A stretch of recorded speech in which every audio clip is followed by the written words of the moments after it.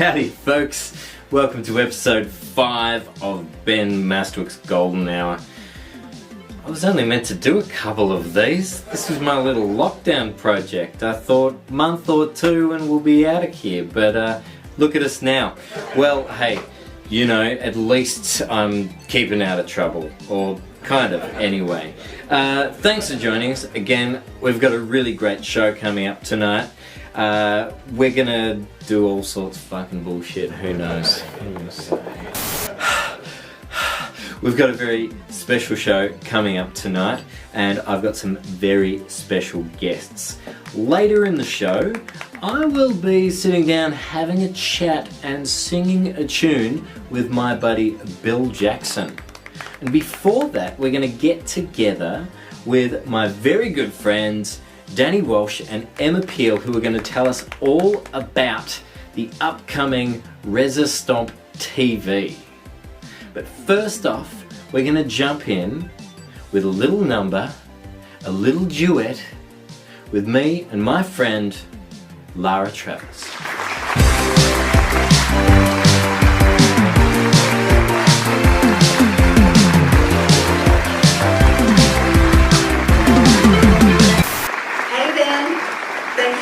For having me on the show. My absolute pleasure, Lara Travis. Should we sing this song? Let's do it.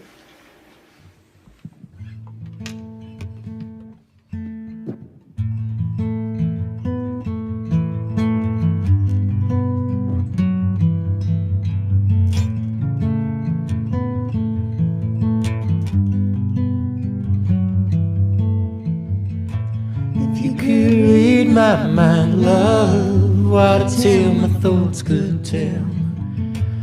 Just like an old time movie about a ghost from wishing well.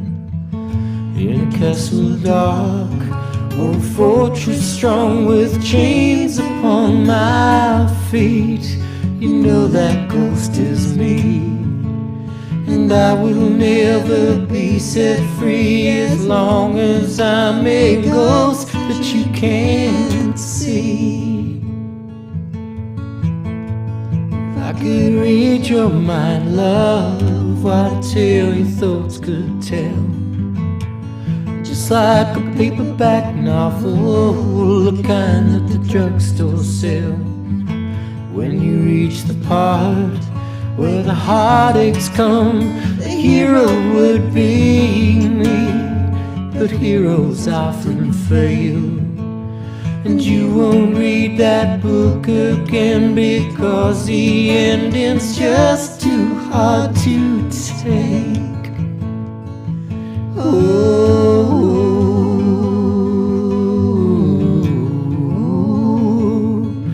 yeah.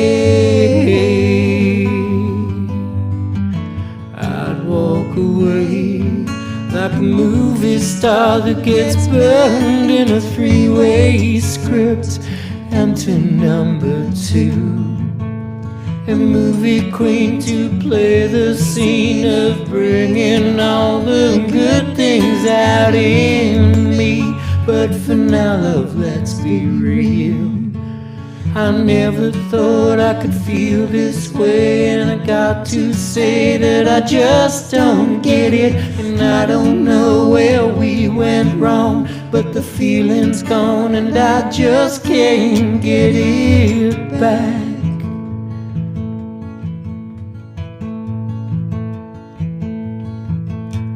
If you could read my mind, love, what a tale my thoughts could tell. Just like an old time movie about a ghost from a wishing well. In a castle dark or a fortress strong with chains upon my feet. But stories always end, and if you read between the lines, you know that I'm just trying to understand the feelings that you lack. I never thought I could feel this way, and I got to say that I just don't get it. And I don't know where we went wrong, but the feeling's gone and I just can't get it back. Oh,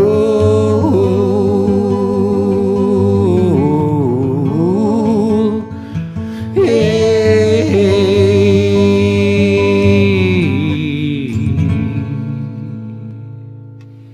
Thank you, Lara Travis. Thank you. Good night. Good night.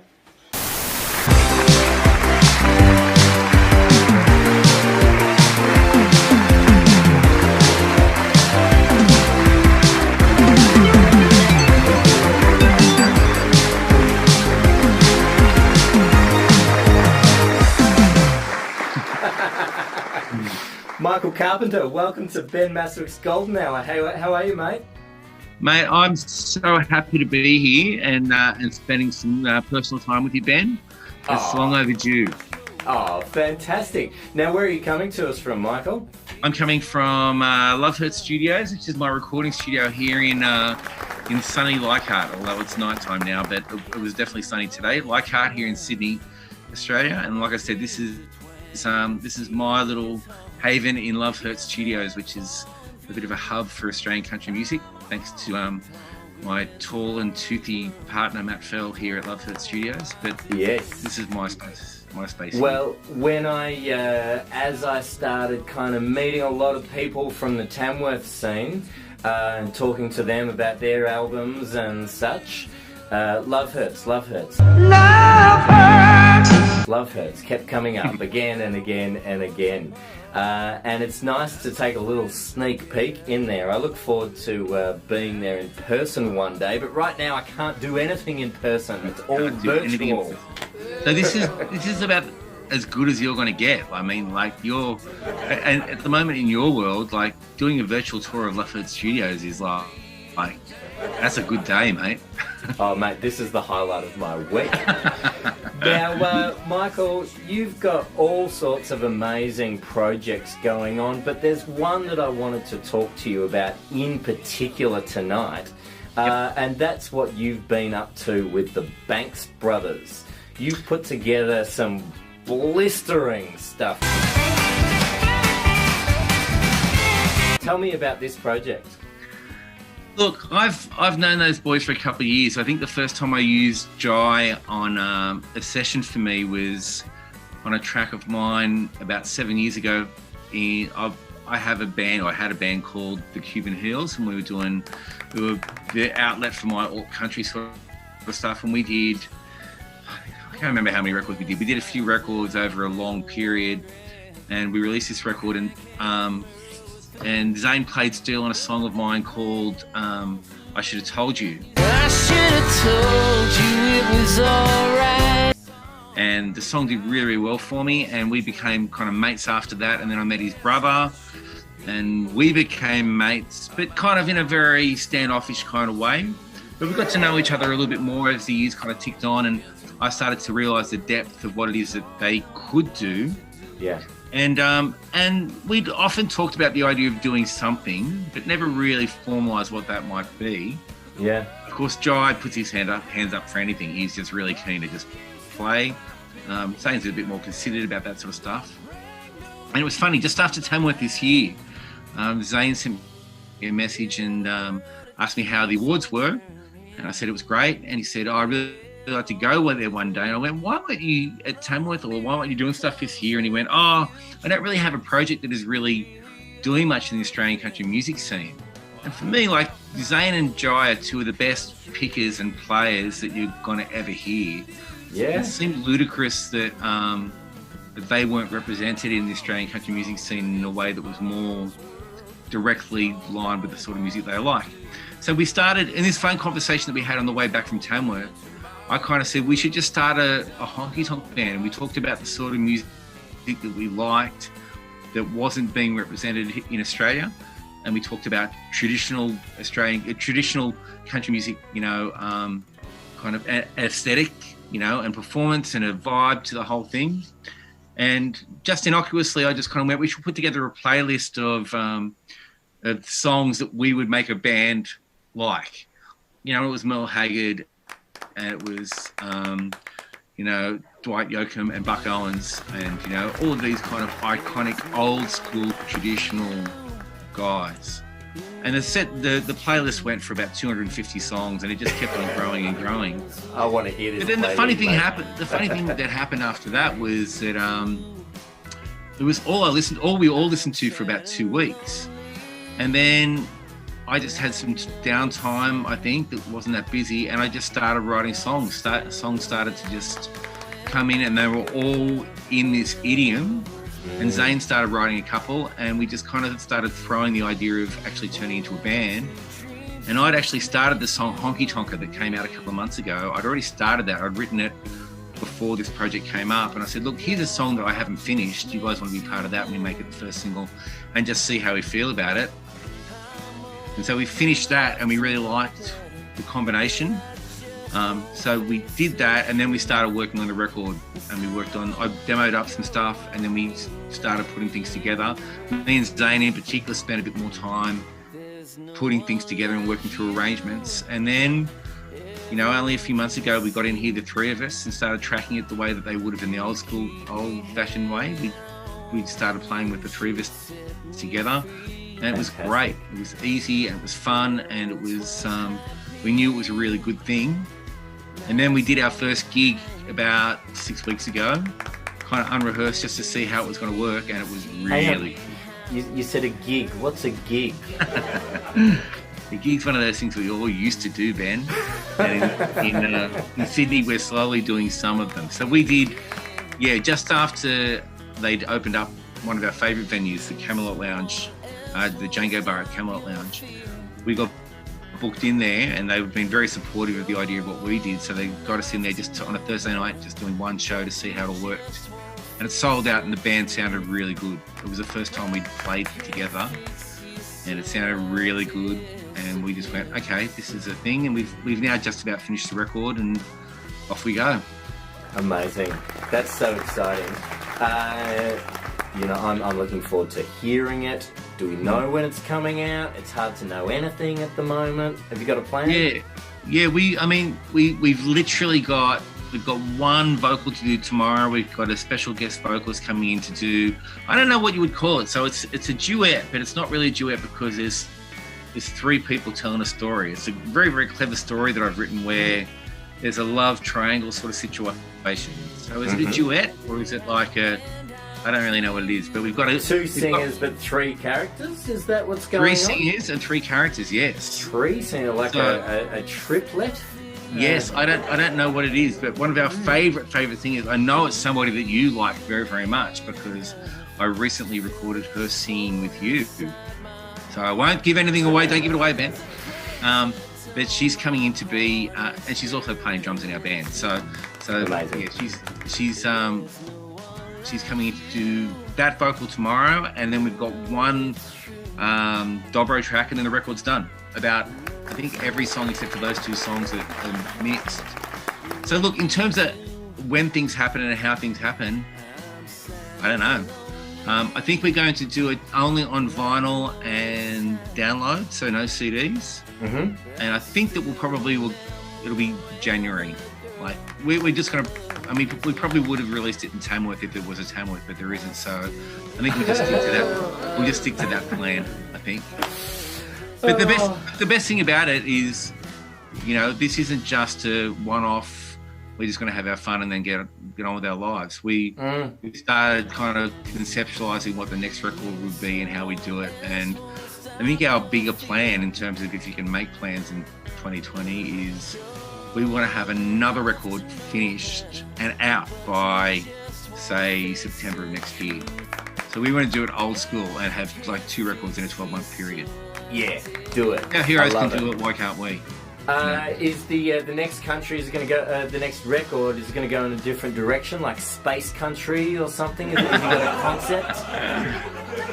I think that the next record will be just us. See, the thing about me and my things, including this, I don't really. I mean, I like it when people hear the records, but I'm not doing it for anybody except for me. I'm in bonus points territory here. I'm a 53-year-old guy with an awesome beard. I'm just I'm just doing things to entertain myself now. So I think that what we will do is we'll just be continuing to do things for our own entertainment. So that will probably involve another new playlist to see how far we can push the form of what we do. Funnily enough, Zane's very traditional in what he likes, but his songs are the ones that are most out there, the ones that are most overdubbed and most layered, whereas mine are like acoustic guitar, electric guitar, steel, drums, bass, off you go. Whereas his has got like baritone and banjo and the whole potato, and whereas that wasn't the way I thought it was going to go. Yeah, and it's fine. It's fine. So I don't really know where it will go with the next one, but I like the fact that we're talking about it already. That makes me feel really happy. Oh, that excites me as well.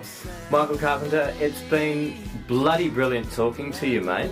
Thanks, mate. I reckon we should have a listen to some Michael Carpenter and the Banks Brothers right now. Thanks for joining us on Ben Mastwyk Golden Hour, mate. I hope to see you in the flesh really, really soon. Yeah, me too, mate. I'm going to give you a big hug. All right, let's do it. A big non-COVID hug.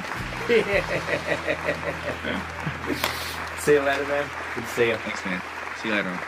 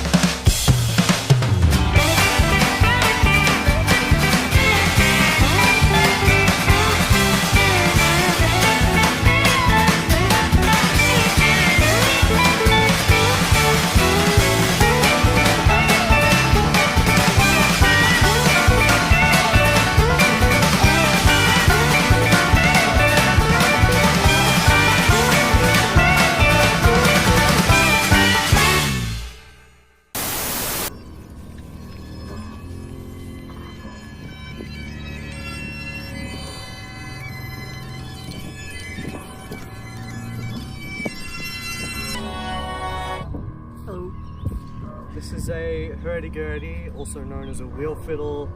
I'm pretty sure there's like 4 different names for it, but I don't remember them.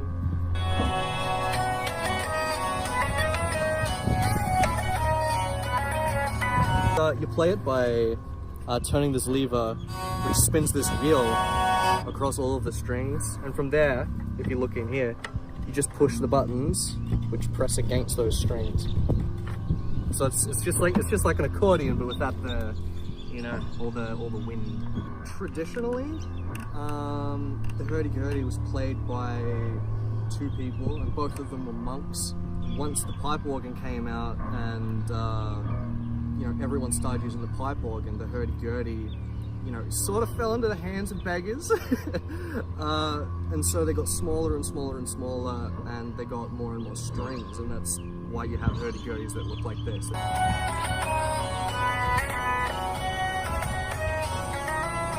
Sea shanties are, like, the idea of a shanty is actually to, you know, have a tune, to, you know, either pull on a rope or pump the bilge or something like that. So everyone would be singing along to the beat while performing an action. That's the idea of a shanty. You can have like railway shanties, you can have like sea shanties, or even, you know, driving shanties if you really want it. Just find me in the park. I've got a dog. You know, you'll find me up there, just wandering around.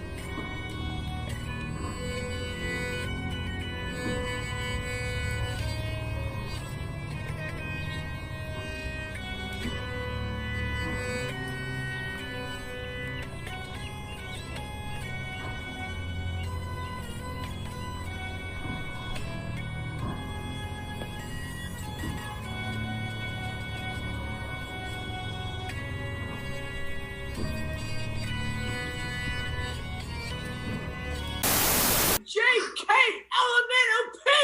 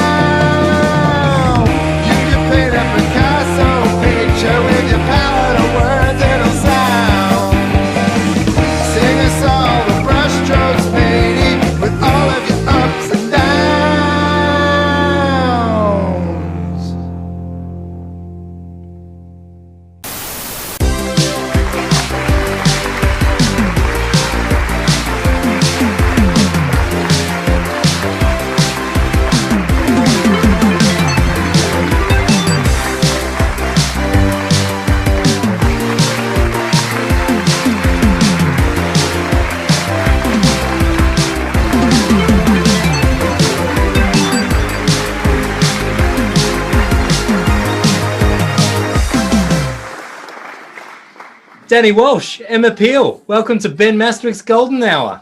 Hello. Hi Ben, I've just done my exercise for the day. Thanks for having Excellent. us. It's good to have an excuse to move, otherwise we can get pretty stagnant in this situation. Now, tell me, are you guys dying to get back out in the world, or are you loving lockdown life? Oh, a little bit of column A, a little bit of column B from me, I've got to say, Ben. I'm kind of liking it because you can sort of be easy breezy around the house, but I do miss people and certainly the interactions I get from performing and what have you. So, yeah. It has its pros and cons. I'm ready. I'm ready to get back.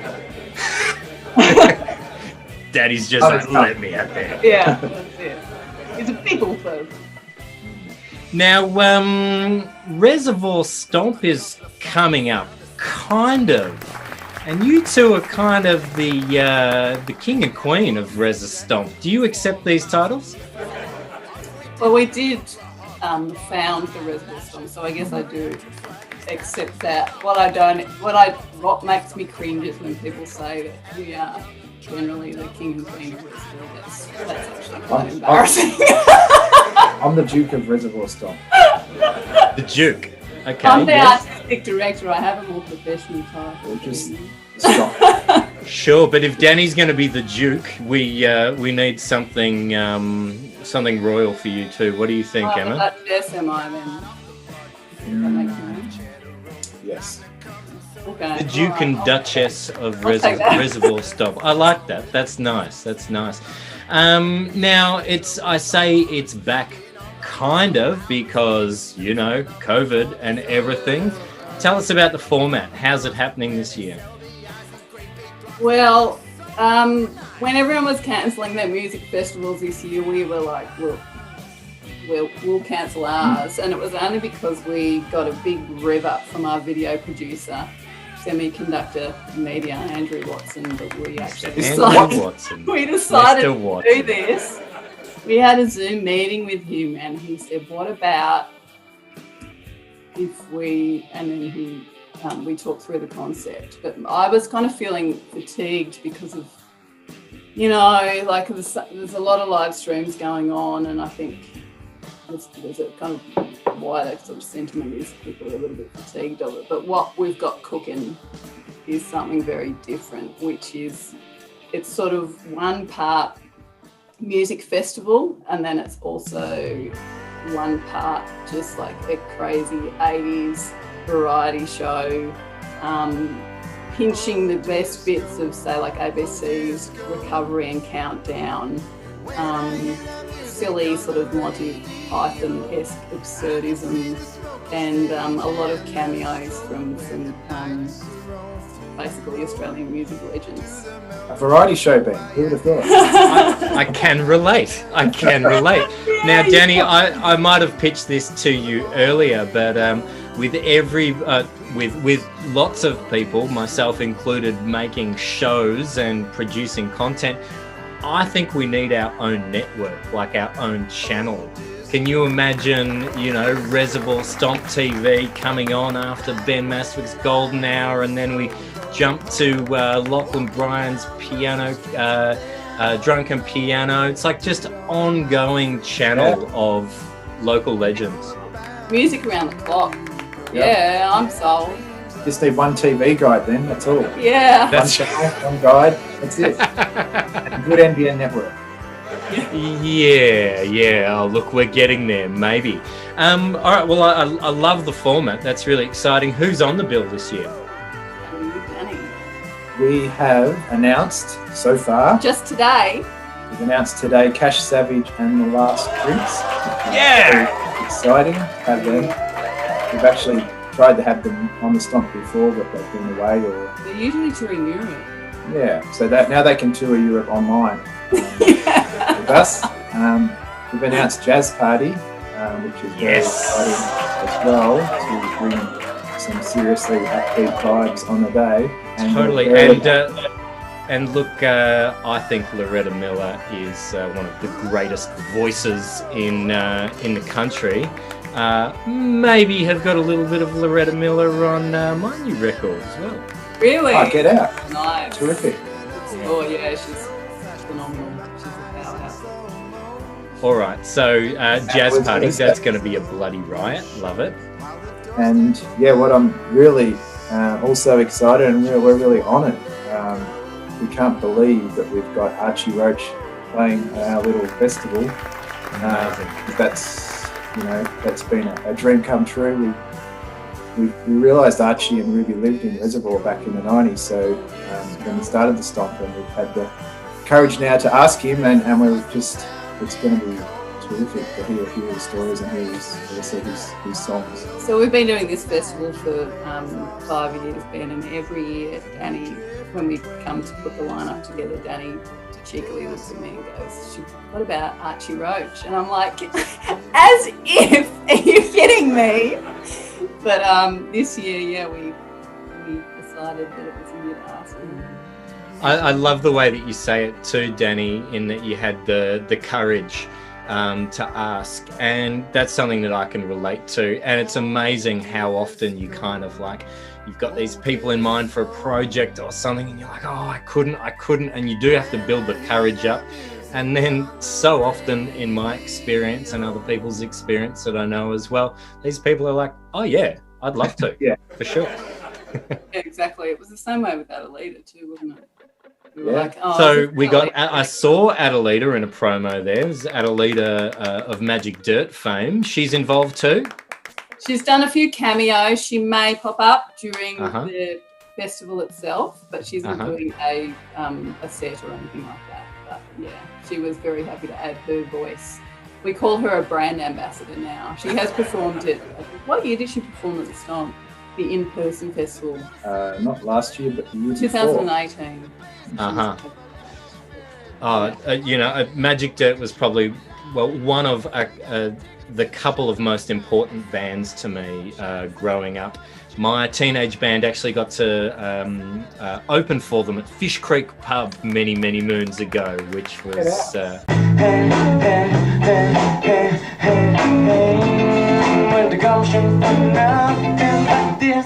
which was an awesome thing as well. Can you settle this for me? Reservoir or Reservoir? I've written a song about this. It settles it. Just listen to the song. That's all I can say. It's Reservoir. Cut to song. You can get away with res or reza, That's acceptable. even rezo or resi. Perfectly fine. Send all the speeding fines and Christmas cards over to postcode 3073. Grab a shopping trolley from the nature strip, pick a lemon from a neighbor's tree, and buy a pile of stuff from the tip shop that you're never gonna need. Or you can pay your respects to the Buddha, or maybe find a cheap boudoir. But there's one thing you can't do in Reservoir, and that's call it Reservoir. You ready? You don't call it Reservoir. 100%. Well played. You have to listen to the song, but it's one of my main frustrations about living out here and people that you can tell a local, Ben, or someone that isn't a local by the way they pronounce Reservoir. It's quite often Absolutely. Reservoir. Now, I know Danny and I have had this chat, but I grew up in Reservoir. I did all of my primary school in Reservoir at St. Gabriel's there, and then did my first year of high school at Reservoir High before I got ripped out and thrown into some awful Catholic school where I'm still kind of scarred from the experience. But does this get me some kind of like VIP pass or something? Like I'm legit Reza. You've got more cred than most of us, Ben. Reza Street cred. I think you are OG. Reza Roots. You're the real deal. No, we'd be fascinated to hear more about your time growing up here. So, maybe you should write a song about that. Maybe I should. I don't often write the song now. Cut to song. I don't often write about place. I know that you do, Danny. I've been spinning your record in the Wimmera quite a bit. It was good for cooking up a roast lamb the other day, actually. And you do write a lot about place. So I think that maybe that's a songwriting challenge for me right there. Yeah, I don't know why I've sort of streamed towards that, but I think particularly since I mentioned it last time with the Cheddar Road project and Barry Dickens stories about the area, but yeah, that certainly was my album about place. But when I think about it, a lot of songs before that have been too. I dig it.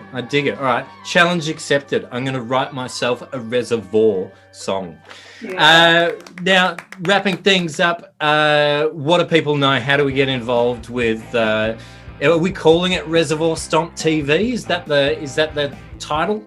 Sort of shorten it a little bit, Ben, so it's Res Stomp TV, but you can find all the information you need at reservoirstomp.com. And I just wanted to say, it's just Danny and I that put this on, so it looks like it's this, and it is a very professionally and Watson executed festival.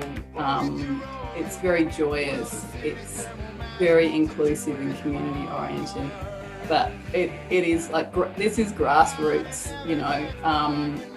We're sweating on this a little bit, so every ticket that we sell for Res Stomp TV this year goes back into the festival, it goes back into the community, therefore, and also for supporting local Melbourne music. And I mean, there's been very few opportunities to do that this year. So there's never been more of an important time, to support local artists and creatives. Emma Peel, Danny Walsh, it's been a pleasure having you on Ben Mastwyk's Golden Hour.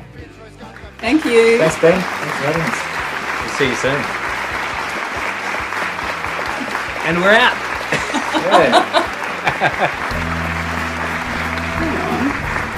What's this? Have you seen the lineup for Res Stomp TV this year? It's massive.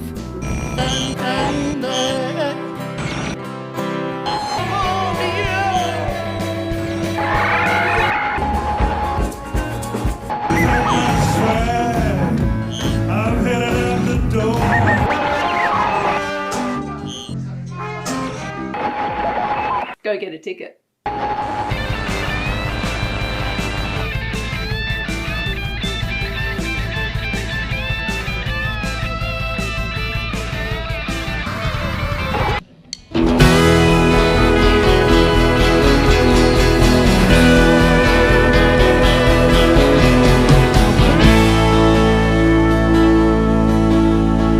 Did I overstep? Did I go too far?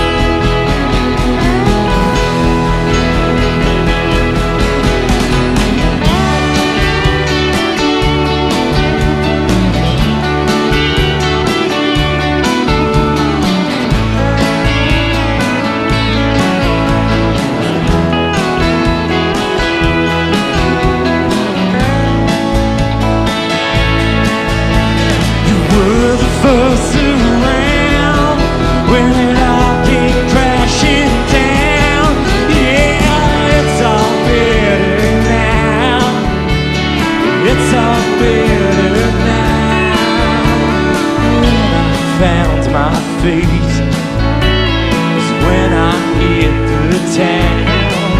Yeah, trouble is what I found. Yeah, trouble is what I found. Yeah, trouble is what I found. Trouble is what I found.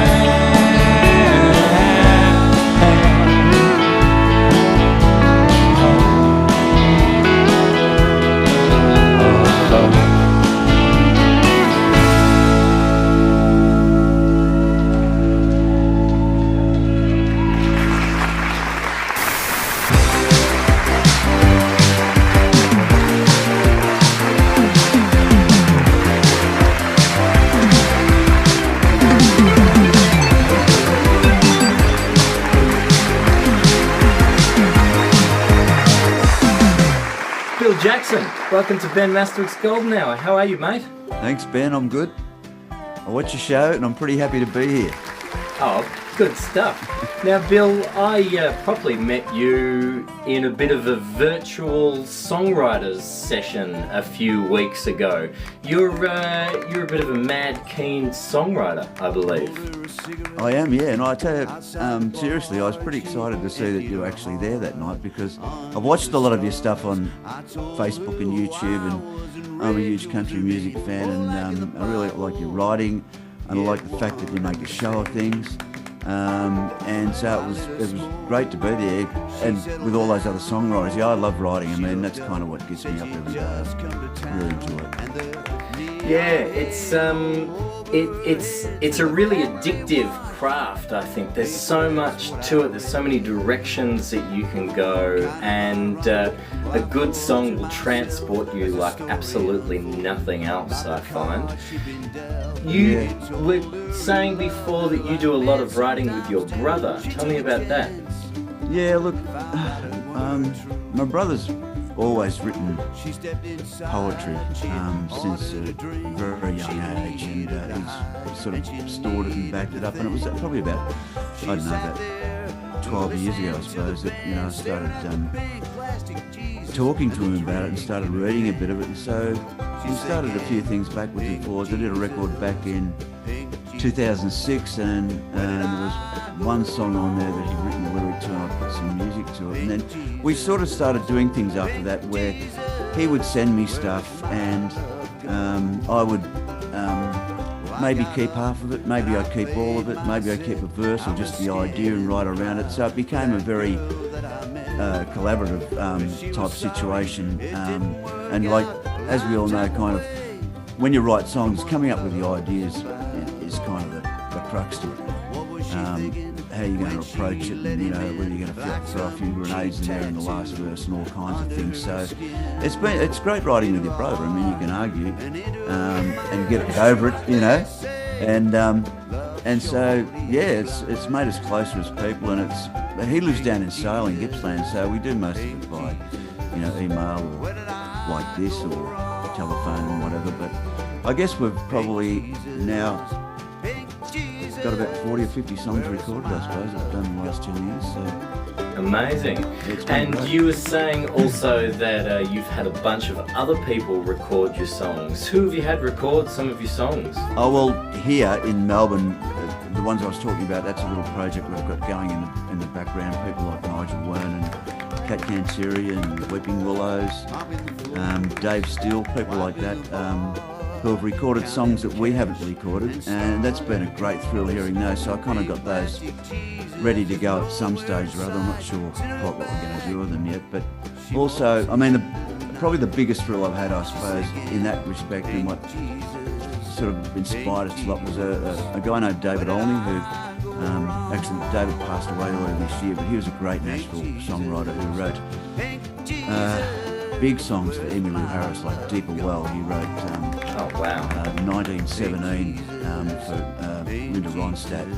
And David was just a giant among songwriters. And David actually recorded one of our songs called Something in Blue on a record he did in 2013. And that was pretty amazing. And it was actually great to see him actually perform it over there as well. And he performed that all over Europe and all over the US, and he's quite a name. So that was awesome, and I'd like more of that. I'd really like people to actually consider doing our stuff. It'd be great.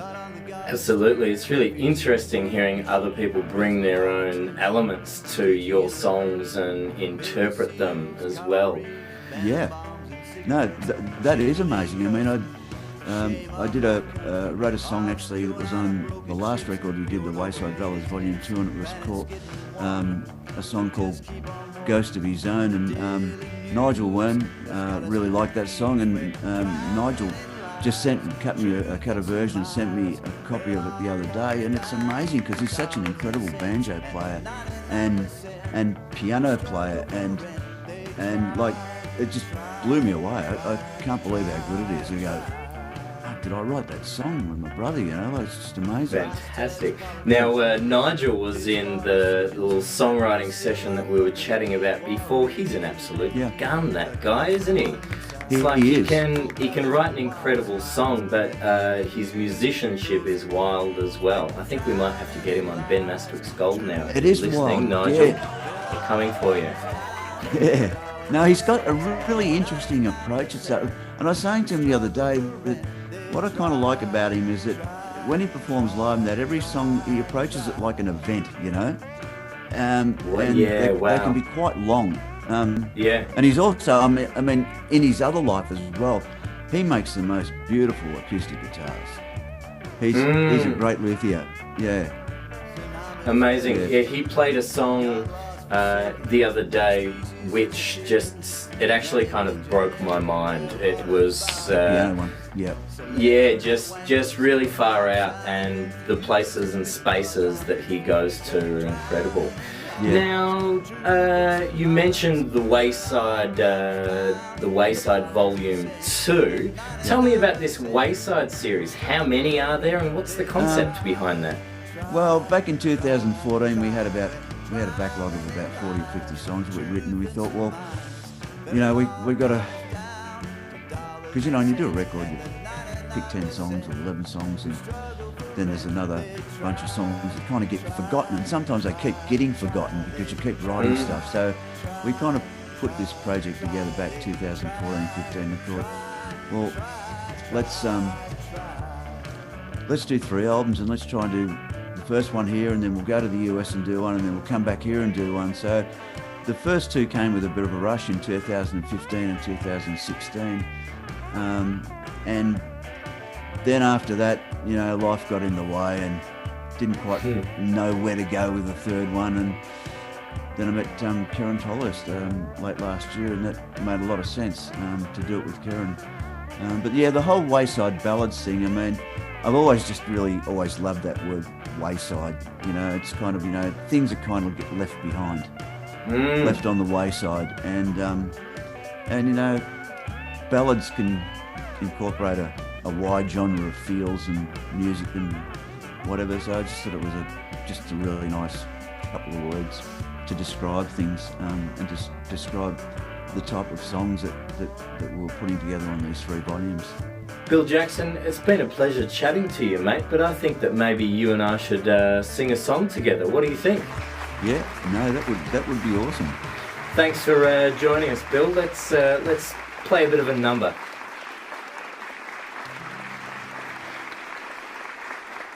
Standing on the gone side of leaving,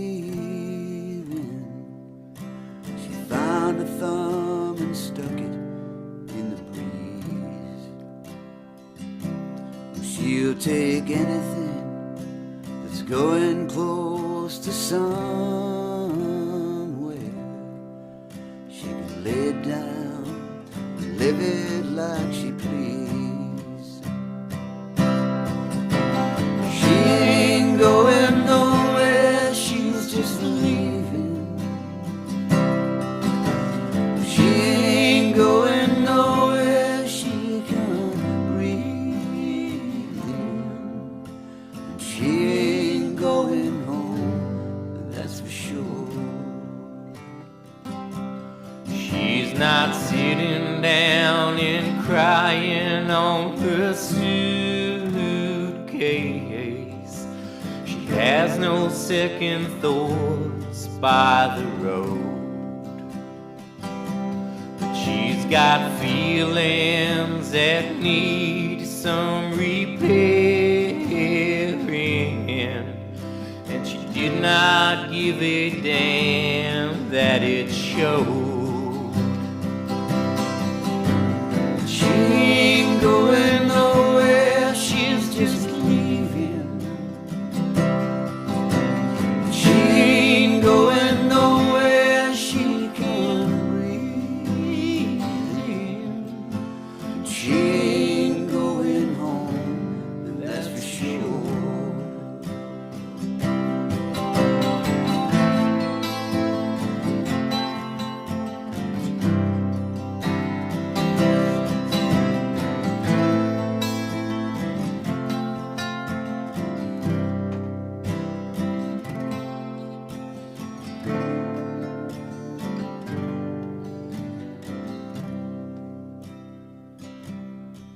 And the wind had its way with her hair, and the blues had their way with her smile, And she had a way of her own, like prisoners have a way with a file. She ain't going nowhere, she's just leaving. She ain't going nowhere, she can't breathe. She ain't going home, and that's for sure. She ain't going nowhere, she's just leaving. She ain't going nowhere, she can't breathe. She ain't going home, that's for sure. She ain't going home, that's for sure.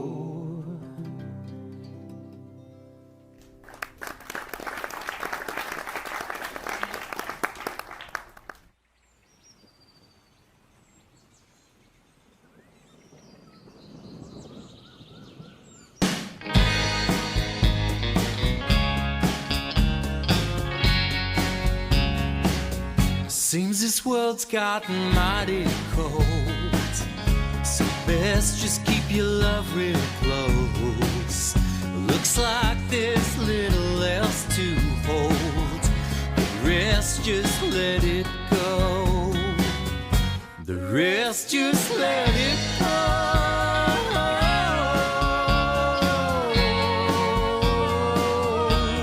The rest just let it go.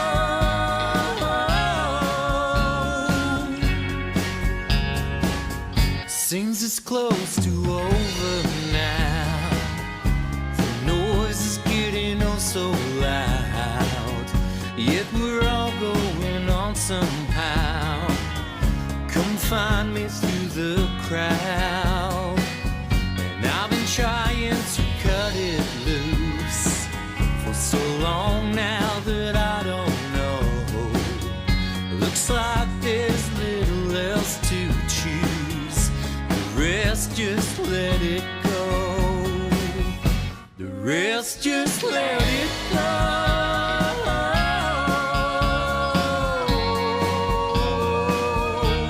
The rest just let it go.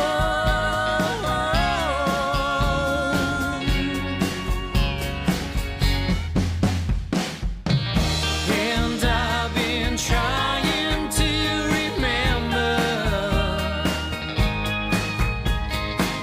just how far from this we have come.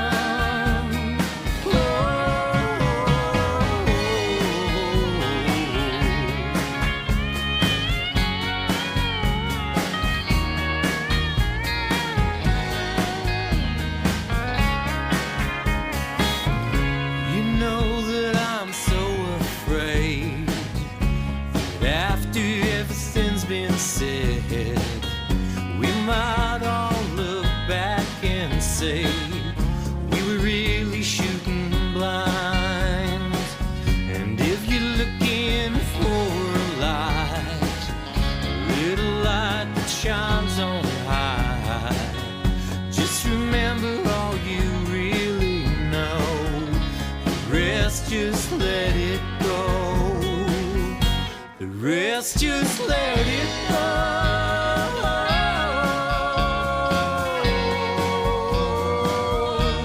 The rest just let it go.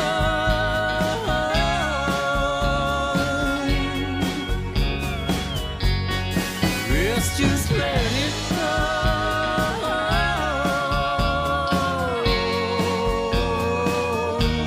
The rest just let it go.